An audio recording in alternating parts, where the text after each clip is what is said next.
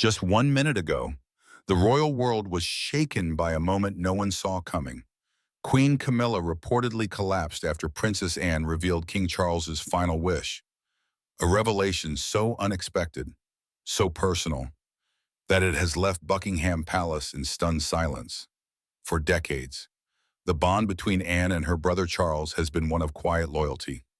While others sought power or attention, Anne remained the steadfast guardian of family truth, often the only person who dared to confront her brother not as a king, but as a man burdened by duty. Sources close to the royal family describe a tense private meeting at Sandringham, where Anne, with a trembling voice, disclosed what she called Charles's last and most heartfelt wish. Moments later, Camilla was seen leaving the room pale and shaken. No one knows exactly what was said, but the atmosphere was described as emotionally charged and irreversible. Which some insiders suggest the king's final request could rewrite the future of the monarchy, a decision touching not only the throne but also the legacy of Diana, William, and even Harry. What could be so powerful that it made the queen consort lose her composure completely? And why did Anne choose this exact moment to make it known? Tonight, we uncover what really happened behind those closed palace doors and explore the meaning behind King Charles's final wish. But before we dive in, I want to hear your thoughts, if you had to guess. What do you think King Charles's last wish truly is? It began quietly, almost ceremoniously, inside Windsor. The gathering had been presented as a simple tribute, a private moment for the family to reflect on Charles's life and legacy. But beneath the surface, something far more monumental was about to unfold. Camilla entered with quiet confidence, believing this was her moment to cement her influence. She had survived public scorn, political storms, and private whispers. In her mind, the crown's future had already been sealed with her presence beside Charles. But as she took her seat, she noticed Anne's piercing stillness, a kind of determined calm that didn't belong in a room meant for soft remembrance. Anne stepped forward, holding a sealed letter she had guarded fiercely. It was written by Charles during his final days, a personal message meant not for the public, but for the family. The atmosphere thickened as she raised it, announcing that she would read it in full in Charles's own words. Camilla shifted uncomfortably. She had expected gentle tributes, not declarations. The moment Anne broke the seal, every conversation died. The first lines carried Charles's reflective tone, his thoughts about legacy, unity, and the future of the monarchy. But as Anne's voice deepened, something shifted. The letter was not a ceremonial piece. It was a final directive, and its contents would decide the course of the crown after his death. Camilla tried to interject, raising her hand slightly, her voice tense but controlled, suggesting that such matters should be discussed privately. Anne ignored her completely. Her loyalty to Charles was unwavering, and she pressed on, her voice steady against the growing tension.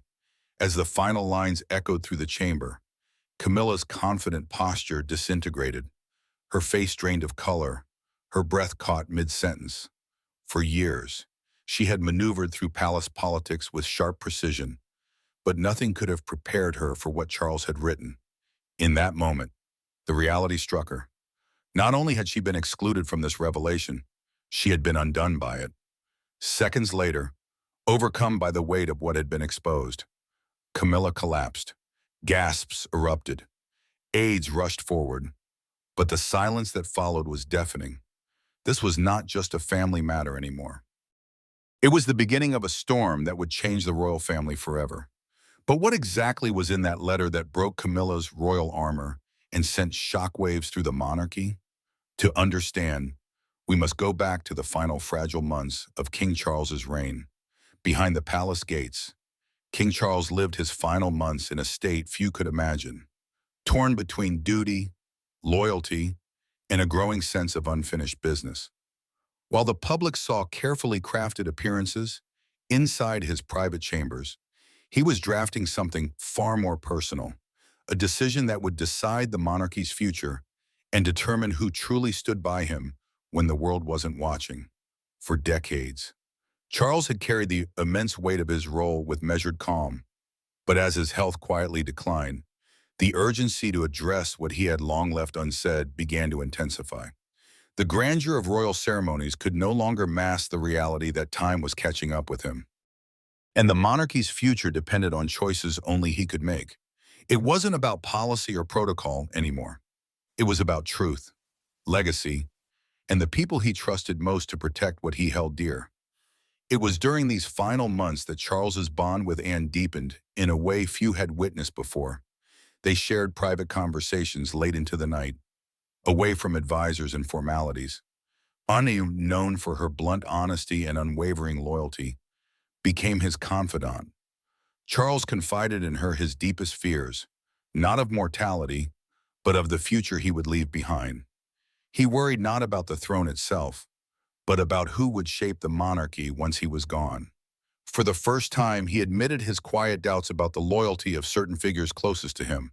Camilla's name, once a symbol of resilience in his life, now appeared in his reflections with a weight he could no longer ignore. He began to question whether her vision for the crown truly aligned with the spirit he wanted to preserve. These were not accusations spoken aloud in public. They were confessions whispered only to Anne. She listened intently, aware that these moments were not mere emotional outpourings. They were the seeds of a decision that could alter everything. It was then that Charles began working on something separate from the endless stream of royal paperwork, away from state briefings. He reached for pen and paper to draft a letter, a deeply personal message meant not for the public record, but for the family's reckoning. It was to be his final word, unfiltered by advisors or ceremony. This wasn't a speech, nor an official directive. It was a legacy sealed in ink, something he believed would outlast the whispers and rivalries that often define palace life. Late at night, lights burned in his private study. Anne would often visit during these quiet hours. Their discussions grew more deliberate, more intense. There were no witnesses, no stenographers, no leaks, only two siblings facing the inevitable, crafting a message that would carry more power than any royal decree. Charles made it clear this letter would only be revealed at the right time, and Anne alone would hold it until that moment came. As the weeks went on, staff began to notice changes in Anne's demeanor. She carried herself with a subtle gravity, her usual briskness replaced by something measured, deliberate. Whispers began to circulate through the corridors. Something was brewing behind closed doors, something monumental. Yet no one dared to ask. As the clock ticked closer to his final days, Charles's quiet reflections transformed into a written wish, a message he trusted only Anne to deliver when the time was right. To understand the weight of Charles's final wish, one must understand Camilla's rise, a journey fueled by resilience, strategy, and unwavering ambition. From the shadows of controversy to the throne beside Charles, Camilla had fought every battle to secure her place. But as she built her influence brick by brick, a quiet storm was gathering in the background, one that would threaten to tear down everything she had built in a single moment. Camilla's journey was not born out of royal entitlement. It was forged in fire. She entered the royal sphere not as an accepted figure, but as an outsider watched, judged, and often scorned. Public perception of her was cold and unforgiving in the early years. But behind that scrutiny was a woman who understood the art of patience and calculation. Slowly, she learned to navigate the maze of palace politics, weaving herself into the very fabric of royal life. Every interaction, every carefully chosen word, every appearance was a strategic move on a long and calculated path toward legitimacy. She began forging alliances not only among courtiers, but within influential political and social circles. Her charm was subtle but deliberate. She knew exactly who to win over and when. Over time, those alliances began to act as her silent shield, deflecting criticism, reshaping narratives, and laying the groundwork for her inevitable rise. By the time Charles ascended the throne, Camilla had already built a web of influence that reached deep into the palace. Her presence beside him was no longer questioned. It was expected. Her public image became one of careful control. Through calculated appearances and an almost imperceptible softening of her persona, she shifted public sentiment from skepticism to quiet acceptance. The message was clear. Her place beside Charles was not up for debate, and as time went on, she began to see herself not merely as his partner, but as the natural power holder after his passing. In her mind, she had earned it through indifference and strategy. This belief wasn't just personal pride, it was a conviction she shared in private with her closest aides.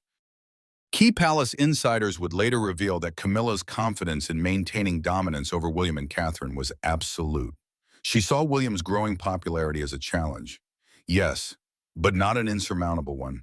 She viewed Catherine's grace and public adoration as something to manage, not something that could dethrone her authority. Behind closed doors, she carried herself as if the future belonged to her, to Camilla. The transition after Charles's passing wasn't a question, it was a certainty. But while Camilla was solidifying her power, something began to shift quietly, almost imperceptibly within Charles himself. His reflections in those final months were not aligned with the vision Camilla carried so confidently. Anne's unwavering presence, William and Catherine's growing influence, and his own private doubts were carving out a legacy that looked very different from the one Camilla had imagined. While Camilla plotted her unchallenged reign, Charles and Anne were drafting a legacy that would leave her powerless in a way she never imagined. Hidden inside Charles's personal study was a single handwritten letter, sealed with his crest and entrusted to only one person, Anne. Those who caught glimpses of it whispered that it contained the king's truest thoughts. But no one outside that inner circle knew its contents until the day it was finally read aloud. And in that moment, decades of royal hierarchy were rewritten. This letter was unlike anything ever produced by the palace machinery. It wasn't drafted by legal advisors or polished by courtiers. It was Charles's own handwriting, carefully inked, emotionally raw, and devastatingly deliberate. Every stroke of his pen carried years of reflection, quiet fears, and a vision for the monarchy that diverged from the polished statements the public often saw. It was not a speech meant to inspire or a proclamation meant to impress foreign dignitaries. It was, in essence, the king's unfiltered truth, a truth he had decided only one person could protect. Anne became that person. Among all the figures in Charles's orbit, she was the one whose loyalty had never been questioned. She had no hunger for the throne, no personal ambitions that could cloud her judgment. Her life had been marked by duty, discipline, and an unwavering commitment to family legacy.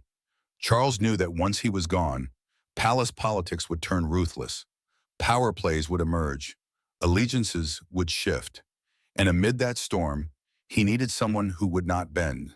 Anne was his answer. In a quiet moment between siblings, away from the corridors filled with attendants and advisors, he handed her the sealed envelope.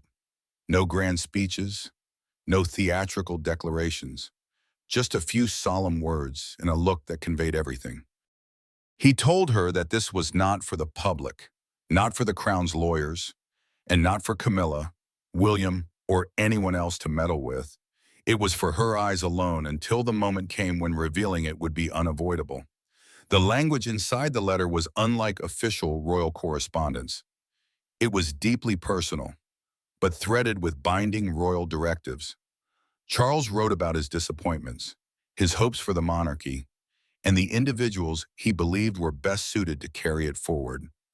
It was both a confession and a command. Every sentence built toward a final revelation that would redefine the future. He didn't rely on royal edicts. He relied on his words to cut through the noise. Inevitably, whispers began to circulate within the palace. A few trusted advisors who caught wind of its existence spoke in hushed tones about a decision that would change everything. Their speculations varied wildly. Some thought it concerned succession. Others believed it contained revelations about long-guarded family matters. But no one knew the truth. And critically, Camilla remained oblivious. She assumed that everything of importance would flow through official channels where her influence was strongest. She had no reason to suspect that a single letter hidden away could undermine her carefully built foundations. As days passed and Charles's health continued to decline, the letter became the unspoken centerpiece of a coming reckoning. It was as if the palace itself held its breath, sensing a storm no one could fully name. Anne, carrying this burden alone, began to see the shifting landscape around her with sharper eyes. She knew the moment of revelation would come, and when it did, the monarchy would never be the same. But before Anne could reveal this bombshell, palace politics began to intensify, forcing her to choose the perfect moment to unveil Charles's last will of the heart. For Princess Anne, the weight of Charles's trust was both an honor and a burden. As the royal family fractured into silent factions, she carried a letter that could either unite or destroy them. Every day, she watched the dynamics shift, Camilla asserting control, William preparing for leadership, and Catherine quietly observing. But Anne knew one thing. When the moment came, she could not hesitate. In the days following Charles's passing, Anne found herself walking a delicate line between loyalty and inevitability. She held in her hands a message that could redefine the monarchy. But timing was everything. Reveal it too soon, and the chaos would consume the palace before anyone understood its weight. Wait too long, and Camilla's tightening grip on royal authority would make it impossible to act. The letter was more than ink and paper. It was a ticking clock, and only Anne could hear it. Behind closed doors, Camilla began to assert herself in subtle but unmistakable ways. She took a firmer hand in decision-making, summoning advisors and giving quiet instructions that bypassed traditional channels. It was clear she intended to solidify her position quickly, using the vacuum left by Charles to shape the future in her image. Anne noticed the growing confidence in Camilla's tone, the way conversations shifted to phrases like, "when I decide," and "my vision." It was a glimpse of the future Charles had feared, unfolding in real time. William, meanwhile, was not blind to these shifts. His instincts told him something was being withheld. One evening, away from the public eye, he approached Anne privately. He didn't demand answers. He simply asked with quiet sincerity if there was something his father had left behind that he needed to know. Anne didn't reveal the letter's contents then, but the moment marked a turning point. William's concern mirrored her own, and in his eyes she saw both the weight of destiny and the vulnerability of a son trying to protect his father's legacy. Catherine, always composed and observant, became an unexpected pillar of support. She sensed Anne's internal struggle without a word being exchanged, while others tried to navigate the shifting tides with strategy and politics. Catherine offered something different. She stood beside Anne, quietly encouraging her to follow her instincts, strengthening a bond that would soon prove crucial. As the days turned into weeks, Anne's inner conflict reached its peak. The palace was preparing for an official remembrance gathering, an event that would bring every member of the royal family together under one roof. Advisors, dignitaries, and the press would be watching. It was a setting steeped in tradition, one that carried immense symbolic power. Anne realized this was the perfect moment. The letter would be revealed not in whispers, not behind closed doors, but in a single decisive act witnessed by all. She spent the night before in quiet contemplation, replaying her conversations with Charles. She remembered his tone, his clarity, his plea that the truth be delivered when the time was right. She knew the fallout would be fierce. Camilla would not accept the contents easily. Lines would be drawn, loyalties tested. But she also knew hesitation would betray the very trust Charles had placed in her. And then, with the world watching and the family gathered, Anne broke the silence, unleashing Charles's final wish in a way no one could ignore. The air inside the palace was thick with anticipation. As Anne unfolded the letter, every eye locked on her. Her voice didn't tremble. It struck like a hammer. What she revealed was King Charles's final wish, a directive that bypassed Camilla entirely, reshaping the royal power structure. It was bold, unprecedented, and utterly devastating to those who thought the future was already written. In that moment, the room fell into a silence that carried more weight than any speech. Anne began reading Charles's words slowly and deliberately, each sentence echoing through the chamber like a verdict that could not be appealed. This was not merely a reflection of a king's thoughts. It was a final instruction, carefully crafted and emotionally charged. For years, the monarchy had operated under assumptions and unspoken understandings about what would happen after Charles's passing. But this letter shattered those assumptions in one sweeping blow. Charles declared unequivocally that upon his death, Camilla was to step back entirely from royal affairs. No partial roles, no shared responsibilities, no continuation of influence behind palace walls. His words were unambiguous, leaving no room for interpretation or debate. He expressed gratitude for her companionship, but made it clear that his vision for the monarchy after him did not include her at the center of power. He believed the institution needed stability, unity, and a leadership structure that reflected the future, not the past. Then came the heart of his message. Charles expressed his deep desire for William and Catherine to lead the monarchy forward, describing them as the embodiment of continuity and renewal. He emphasized Anne's role as the moral anchor, the one who would guide and uphold the spirit of his vision. In his eyes, this trio represented the future he wanted to leave behind, one that honored tradition but did not cling to outdated power dynamics. The letter did not attack Camilla directly, but in carefully chosen lines. It referenced moments where her intentions had diverged from his own. He acknowledged their shared history, but hinted at concerns about the influence she wielded and the direction she intended to take the crown. For those listening, these subtle references were unmistakable. They were the quiet confirmations of whispers that had circulated within palace walls for years. The reactions were immediate and visceral. William sat in stunned silence, the enormity of his father's words washing over him like a wave he couldn't yet process. Catherine fought to keep her composure, her eyes glistening with emotion, not out of triumph, but from the weight of the responsibility being placed upon their shoulders. Camilla, however, could not withstand the shock. Her face drained of color, her breath caught in her throat, and within moments she collapsed, the full magnitude of what had just been unveiled crashing down upon her like a tidal force she could not control. Around the room, advisors exchanged uneasy glances. Some instinctively reached for procedural protocols, but even they understood what Charles's letter represented. It wasn't just a personal message. It was a directive that overrode expectations, forcing everyone to reconsider their positions overnight. Centuries of royal precedent had been upended in a single reading. As Camilla lay in shock, the royal household splintered into disbelief and strategic whispers. The battle for the future of the crown had officially begun. The moment Anne revealed the letter, the palace shifted from ceremonial calm to power warfare. In corridors that once echoed with tradition, frantic conversations erupted. Advisors, senior royals, and trusted aides scrambled to understand where their loyalties should lie. The king's final wish had created a rift so deep that even centuries-old royal structures trembled.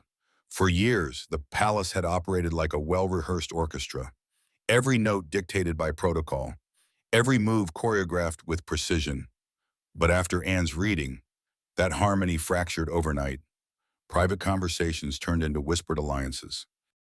Advisors who once served a single united crown now found themselves forced to choose between two camps, one that rallied around Camilla, determined to preserve her influence, and another that quietly aligned itself with Anne, William, and Catherine, believing Charles's words to be both morally and strategically decisive. Immediate factions began to emerge. On one side were Camilla's loyalists, those who owed their positions, privileges, and proximity to her influence. They questioned the letter's authenticity, insinuating that it was too convenient, too emotional, too personal to reshape the monarchy's legal structure. They began whispering about loopholes in ceremonial oversight, searching for ways to undermine its power. On the other side were Anne's allies, who viewed the letter as sacred. They saw it not as a suggestion, but as Charles's final command, one that carried not just personal weight, but a symbolic authority that couldn't be dismissed.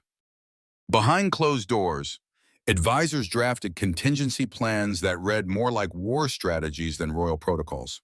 Some focused on how to implement Charles's wishes seamlessly to avoid public scandal. Others explored ways to stall the transition, buying Camilla time to rebuild her influence. Even legal and ceremonial experts were summoned to interpret how binding the letter was. Could a king's personal wish override centuries of tradition? Could emotional directives be treated as institutional orders? The palace legal teams debated into the night, knowing that their interpretation would shape the future of the crown itself. William found himself thrust into a leadership role faster than he had ever anticipated. Gone were the days of cautious preparation and controlled exposure. He was now at the center of a storm he hadn't created, but could not escape. His father's words had positioned him as the rightful leader, and palace insiders began turning to him for direction. Every decision, every glance, every word he spoke carried new weight. Catherine stood by him unwaveringly, her quiet influence growing as the public, learning of Charles's wishes through subtle leaks, began to rally around the vision of William and Catherine as the monarchy's future. Her grace, empathy, and steadiness contrasted sharply with the uncertainty swirling around Camilla's camp, further shifting the tide of loyalty. Meanwhile, Camilla's allies worked frantically behind the scenes to slow this momentum. They questioned Anne's handling of the letter, implying that perhaps its contents had been misrepresented, but Anne had anticipated this resistance. Her preparation was meticulous. She had secured witnesses, documented every exchange, and ensured that the letter's existence and content were undeniable. Those who tried to discredit it quickly found themselves cornered by evidence they couldn't refute. The palace machinery was grinding at full force, but beneath the surface, something even more potent was brewing. Camilla's public silence was deafening. She issued no statements, made no appearances, and refused to engage with the mounting speculation. But those who knew her understood this silence was not acceptance. It was a calculation, the gathering of strength for what was to come. As the palace machinery churned, Camilla's silence was not submission. It was the prelude to her most desperate fight yet. Betrayal, humiliation, collapse. But Camilla was not one to fade quietly. In the days following the letter's revelation, she rallied her remaining allies, determined to rewrite the king's final wish.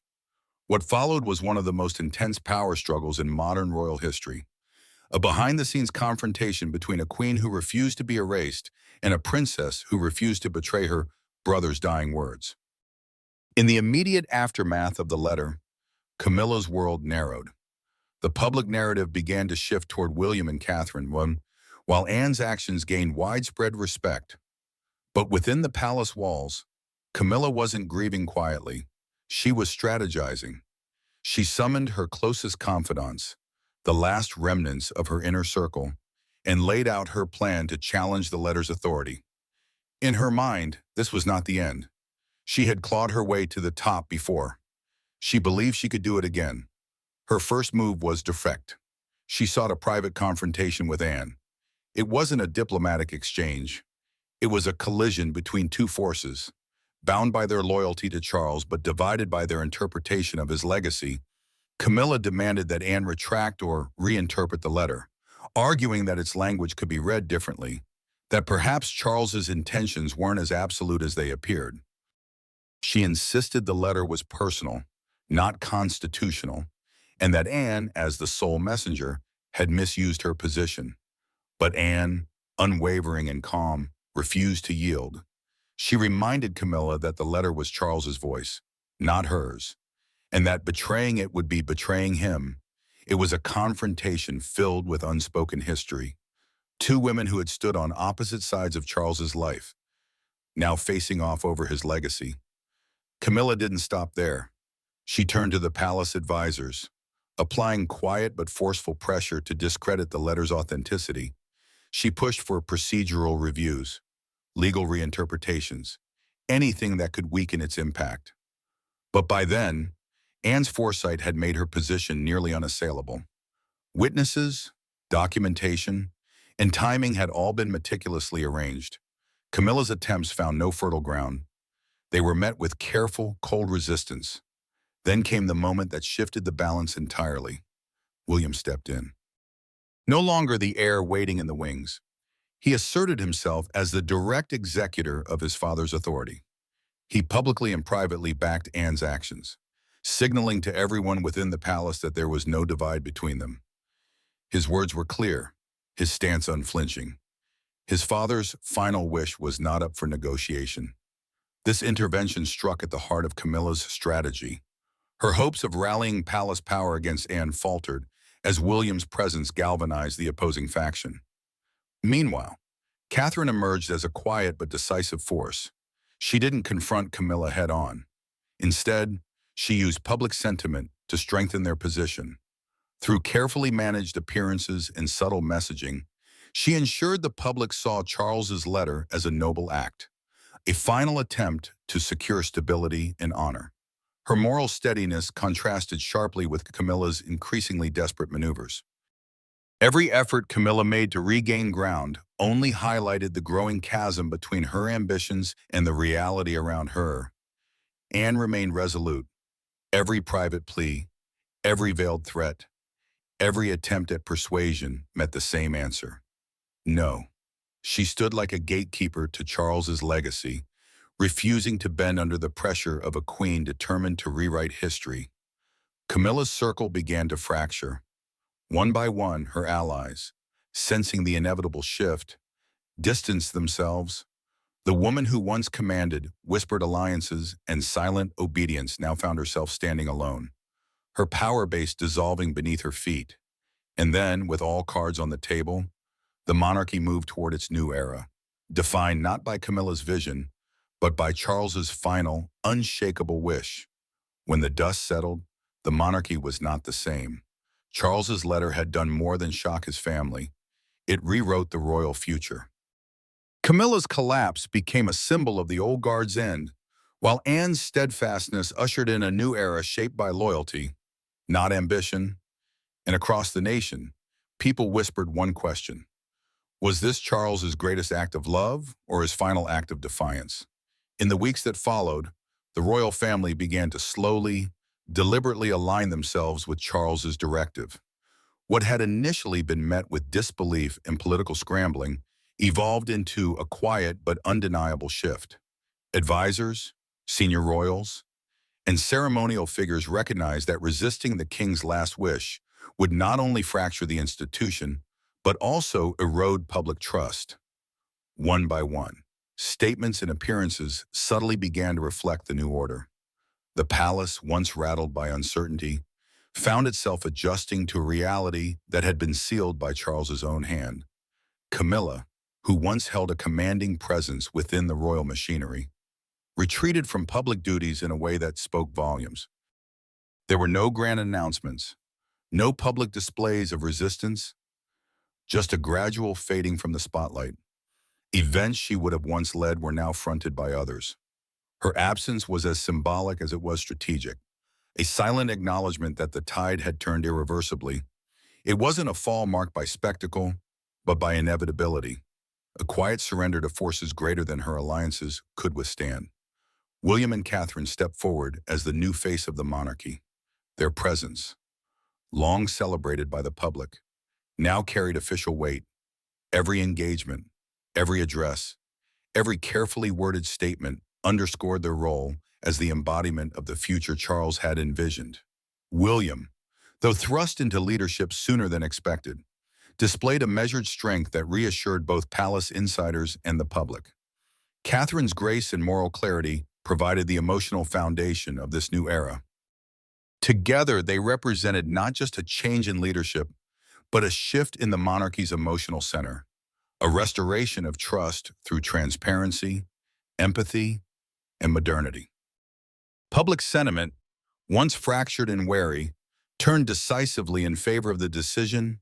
Across the country, people saw poetic justice in the way events had unfolded. A king's personal truth had outlasted whispers, resistance, and ambition. For many, it felt like the monarchy had been pulled back from the brink of an uncertain future. Headlines spoke of renewal, commentators described a historic turning point, and the people embraced William and Catherine as the rightful heirs to both the throne and the nation's heart. The monarchy entered a new chapter, unexpectedly, unplanned, but resolutely shaped by the king's final wish. It was a future no one had fully anticipated. Yet, it felt inevitable once the pieces fell into place. The letter had been more than ink on paper. It was a reckoning, forcing the institution to confront its identity and chart a path forward that honored both tradition and transformation. But even as the new era begins, one thing remains clear. Charles's final wish will echo through the palace halls for generations to come. Thanks for watching. Don't forget to like and subscribe, and we will see you in the next update.